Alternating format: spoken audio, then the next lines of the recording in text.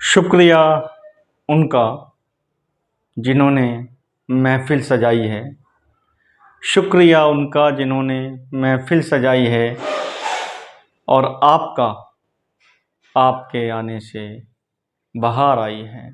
शुक्रिया उनका जिन्होंने महफ़िल सजाई है। नमस्कार साथियों, मैं आपका साथी और होस्ट विनोद विद्यार्थी। साथियों, नेशन फर्स्ट के फर्स्ट इंट्रोडक्शन में आप सभी का हार्दिक अभिनंदन। नेशन फर्स्ट क्या है, आज हम इसका इंट्रोडक्शन आपको दे रहे हैं। नेशन फर्स्ट, जमीनी सच। नेशन फर्स्ट जमीनी सच यानी नेशन फर्स्ट सच के साथ खड़ा है। नेशन फर्स्ट सच के साथ चलेगा। नेशन फर्स्ट सच को आगे बढ़ाएगा। जैसे नेशन है क्या, ये समझने की बात है कि नेशन क्या है। नेशन का अर्थ क्या है? नेशन का अर्थ है 130 और ज़्यादा करोड़ लोगों का देश जो है वो नेशन। 130 करोड़ से ज़्यादा का देश हमारा नेशन है, हमारा राष्ट्र है। और इसलिए हम कहते हैं हम भारत के लोग। हम भारत के लोगों में क्या शामिल है, कौन शामिल है? तो इसमें शामिल है मेल और फीमेल, यानी लगभग 50% मेल और 50% फीमेल। सारी दुनिया, क्योंकि भारत भी दुनिया का हिस्सा है, नर और मादा से मिलकर बना है। और इंसानों में स्त्री और पुरुषों से मिलकर सारा जहान बना है।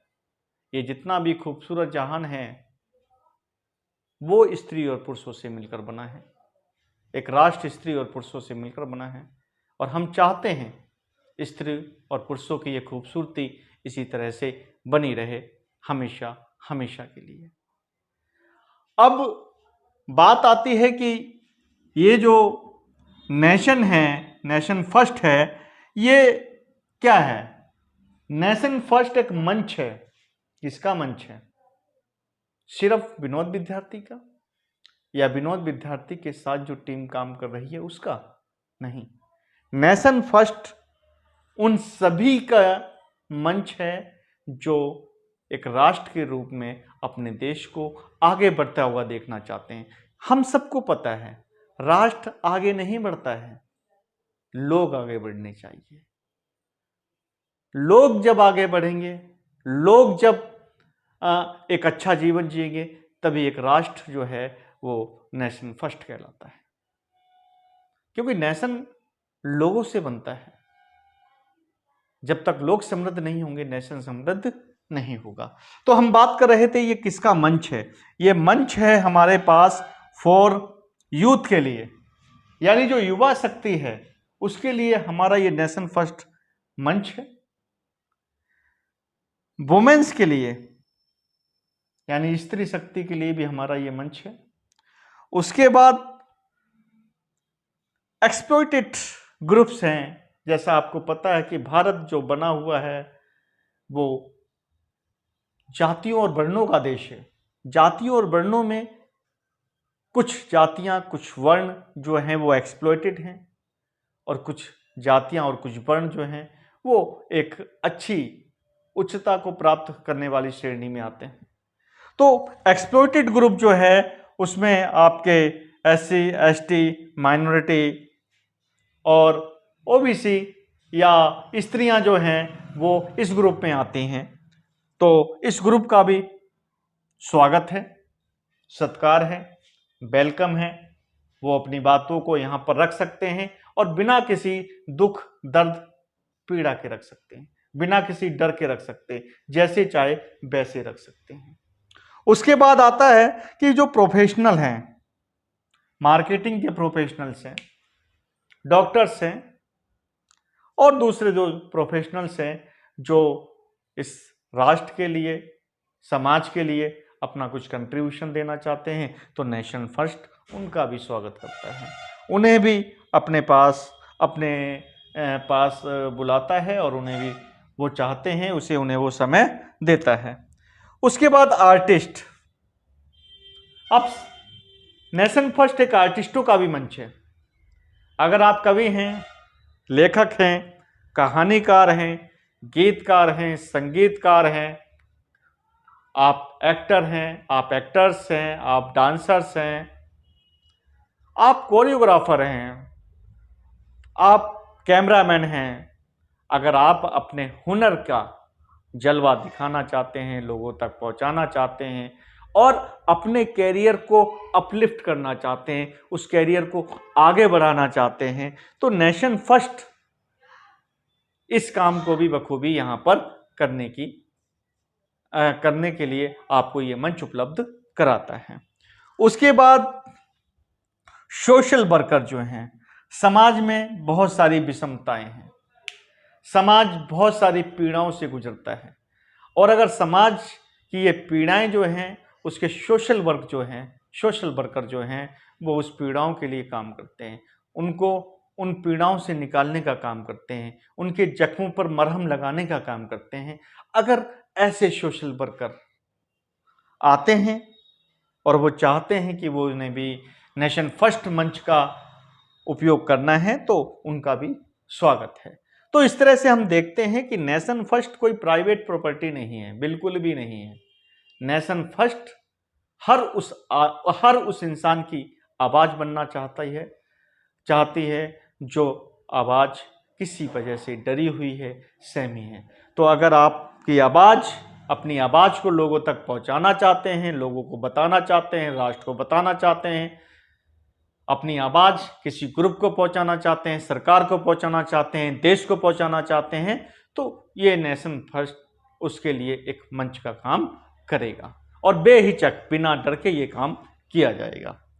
अब कई बार बात आती है कि भी ये नेशन फर्स्ट है क्या, ये राष्ट्र प्रथम है क्या, नेशन फर्स्ट क्या? नेशन फर्स्ट भी हम तो उस प्रक्रिया में हैं, हम चाहते हैं कि हम जैसे पूरे विश्व में बहुत सारे देश इस दौड़ में हैं, हमारे कुछ पड़ोसी भी इस दौड़ में हैं और हम भी चाहते हैं कि हमारा जो भारत है वो भी विश्व में प्रथम नंबर पर आए, पहले नंबर पर आए। मगर पहले नंबर पे आने के लिए कैसे आएगा? क्या एक अडानी, एक अंबानी या कुछ टाटा, कुछ बिरला, कुछ डालमिया या कुछ बड़े बिजनेसमैन या कुछ बड़े पूंजीपति या ये कहें कि अगर 1% व्यक्ति के पास सारी सुविधाएं चली जाएंगी या 10% लोग समृद्ध हो जाएंगे तो क्या नेशन फर्स्ट हो जाएगा? मुझे लगता है कि ऐसा नहीं है। नेशन फर्स्ट का हम जो अर्थ समझते हैं उसको मैं आपको समझाता हूं। सबसे पहले नेशन फर्स्ट का अर्थ है कि healthy food for the every citizen as well as residence. एक देश में रहने वाले प्रत्येक नागरिक और उस देश में रहने वाला कोई भी व्यक्ति, चाहे वो किसी और देश से बिलोंग करता हो, उसको एक हेल्थी फूड मिलना चाहिए, पौष्टिक आहार मिलना चाहिए, जिससे उसका जो शरीर है, मन है, मस्तिष्क है, वो स्वस्थ रह सके। हेल्थी फूड के साथ साथ प्योर ड्रिंकिंग वाटर भी होना चाहिए। देश के बहुत सारे हिस्सों में, और इवन मैं दिल्ली को जानता हूं, मैं दिल्ली में रहता हूं, दिल्ली के संगम विहार क्षेत्र में रहता हूं, तो दिल्ली में भी अभी हम यानी एक राजधानी होते हुए भी दिल्ली जैसे क्षेत्र में भी हम पेयजल का पूरा इंतजाम नहीं कर पाए हैं। उसके बाद आता है क्लॉथिंग एंड शेल्टरिंग, यानी कपड़ा और मकान। मानव जीवन की सबसे महत्वपूर्ण जरूरतें हैं। यह एक बड़े शर्म की बात है कि दिल्ली जैसा महानगर जो इस देश की राजधानी भी है, उसमें 1.5 लाख से ज्यादा लोग सड़कों पर अपनी रातें गुजारते हैं, सड़कों पर रहते हैं, सड़कों पर खाते हैं। तो ये हमारे लिए बहुत गर्व करने वाली बात नहीं है। उसके बाद तो हमें श्योर है कि पर्याप्त रूप से कपड़े मिलने चाहिए और पर्याप्त रूप से रहने के लिए स्थान होना चाहिए। ये दिल्ली की बात बता रहा हूँ। वैसे ग्रामीण क्षेत्रों में जब हम चले जाते हैं बड़े उसके अंदर, तो वहाँ पर आप देखते हैं कि हालात और भी ज़्यादा बद से बदतर हैं और इस चीज़ को हमें समझना होगा। उसके बाद आता है हेल्थ एंड सैनिटाइजेशन में इंसान को अपने आसपास सफाई रखनी चाहिए, अपने आप को भी स्वच्छ रखना चाहिए और साथ साथ उसे स्वास्थ्य के बारे में भी जागरूक रहना चाहिए और सरकारों को भी ध्यान रखना चाहिए कि स्वास्थ्य को किस तरह से आगे बढ़ाया जा सकता है। तो ये हमारा नेक्स्ट रहेगा कि भाई हम हेल्थ और सैनिटाइजेशन जैसी कंडीशंस पे भी बात करें, चर्चा रखें, पर चर्चा रखें, क्योंकि अभी महामारी कोविड-19 के दौरान पूरे देश में जिस तरह की स्थितियां आई, विदेशों में भी आई। हम ये नहीं कह रहे कि भी हमारे देश में ही इस तरह की कंडीशन थी, विदेशों में भी थी, मगर वहां कंट्रोल हुआ, वहां चीजें उनके कंट्रोल में थी। हमारे देश में हमारी चीजें कंट्रोल में नहीं थी। हम वहां लोग इसलिए मर रहे थे क्योंकि वो केयरलेस थे, हमारे यहाँ इसलिए मर रहे थे कि सिस्टम केयरलेस था। दोनों में फर्क है, वहां लोग केयरलेस थे, यहाँ सिस्टम केयरलेस था, तो दोनों में ये फर्क होता है। और उसके बाद education and employment, education for each every person, सभी को शिक्षा मिलनी ही चाहिए और शिक्षा के साथ साथ सभी को रोजगार मिलना चाहिए। मैं ये नहीं कहता कि रोजगार जो है वो सिर्फ और सिर्फ सरकारी क्षेत्र में मिले, सरकारी क्षेत्र भी रहे और प्राइवेट सेक्टर भी रहे वहां पर, मगर प्राइवेट सेक्टर में रोजगार की स्थितियां ऐसी ना हो कि वहां पर उनका बड़ी मात्रा में शोषण हो। मैं दिल्ली की बताता हूं, दिल्ली में जो रोजगार प्राइवेट सेक्टर में है वो रोजगार 10% को छोड़कर बाकी 90% लोगों का वहां पर एक्सप्लॉयटेशन होता है, उनका शोषण किया जाता है, हर तरीके से शोषण किया जाता है, चाहे वो शारीरिक शोषण हो, चाहे वो मानसिक शोषण हो या वो आर्थिक शोषण हो, मतलब निचोड़ लिया जाता है उसको। परिणाम ये होते हैं कि वक्त से पहले वो व्यक्ति अपना पूरा जीवन भी नहीं जी पाता और अगर वो जीवन जीता भी है तो उसकी हालत बद से बदतर होती है। हम इस पर विस्तार से चर्चा पर चर्चा करेंगे और ये हमारे टॉपिक्स होंगे हमारे लिए, जिन पर हम लगातार बात करेंगे। ऐसा नहीं बीच में गीत, कहानियाँ और स्वास्थ्य के लिए चर्चाएं, स्वास्थ्य के लिए सस्ती स्वास्थ्य सुविधाएं किस तरह से हासिल हो सकते हैं और बहुत सारी चीज़ों पर हम यहाँ पर बातचीत करेंगे, मगर ये महत्वपूर्ण होगा हमारे लिए यहाँ पर कि आप इसे किस तरह से देखते हैं। और भी बहुत सारे समसामयिक टॉपिक्स होंगे, खास तौर से जो महिलाओं का, दलितों का और कुछ अल्पसंख्यकों का, या इसी तरह से और ऐसे जो एक्सप्लॉइटेड ग्रुप हैं उनका जो शोषण होता है, वो शोषण क्यों होता है, क्या कारण है और उसे कैसे रोका जा सकता है, इन पर भी हमारी विस्तार रूप से प्रोग्राम होंगे, चर्चा होंगी, परिचर्चा होंगी और फैक्ट्स के साथ होंगी, सच्चाई के साथ होंगी। यानी कि हम सिर्फ बक बक बक बक नहीं करेंगे बल्कि फैक्ट्स के साथ उन चीज़ों को रखेंगे। हालांकि फैक्ट्स भी जितने रखे जाते हैं वो बहुत कम होते हैं। अगर सरकारी फैक्ट्स कहते हैं कि इस देश की 50% जो आबादी है वो महिलाओं की है और उस महिलाओं की 50% आबादी में एवरेज औसतन 30-31 हज़ार महिलाओं के साथ हर साल बलात्कार होता है, रेप होता है, उन्हें मार दिया जाता है, तो ये बहुत कम है। ये फैक्ट्स है, ये सरकारी फैक्ट्स है, ये ठीक है, मगर ये सच नहीं है। सच इसके बहुत आगे, हम उस आगे के सच पे भी बात करेंगे तो आप समझ चुके होंगे कि नेशन फर्स्ट क्या करने वाला है और किस तरह से ये अपना काम करेगा। अगर आप हमसे जुड़ना चाहते हैं किसी भी रूप में तो हमारे चैनल को सब्सक्राइब कीजिए। अगर आपको हमारे चैनल के विचार समझ में आते हैं तो चैनल को लाइक कीजिए। आप कमेंट कीजिए, हमने कुछ छोड़ दिया होगा, कुछ प्लस करना है, कुछ माइनस करना है, तो उसके लिए आप कमेंट्स कीजिए।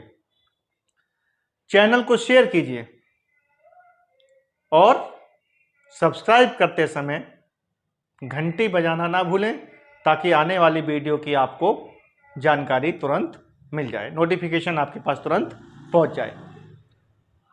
आज के लिए आप सभी साथियों का साथ देने के लिए धन्यवाद, शुक्रिया, मेहरबानी, इनायत।